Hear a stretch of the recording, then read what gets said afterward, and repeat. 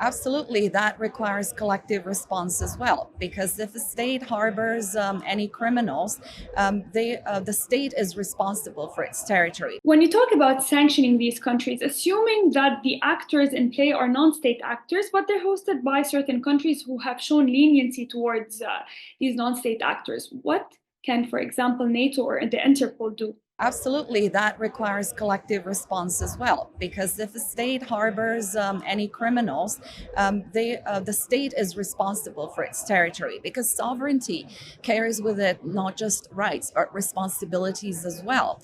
Responsibility carries with that sovereignty, and it's responsibility of every country to ensure that there are no attacks, cyber terrorists or any other attacks happening from their territory. So they have to deal with them. However, if the situation is not dealt with, then again, collective response is in order from Interpol to NATO.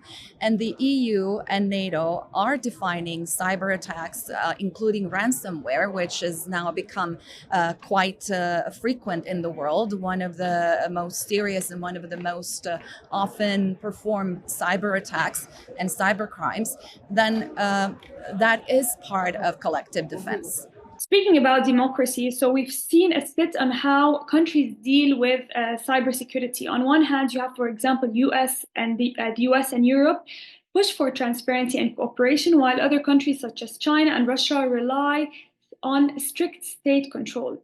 Do you think the Middle East, specifically the GCC, can play a bridging role between these two, let's call them blocs? Absolutely, I do, because it's not just that Saudi Arabia, the GCF, and the whole Gulf space connects the two regions geographically. I would say, as sort of a neutral territory, it's a bridge, not a battlefield of these ideas and of the systems.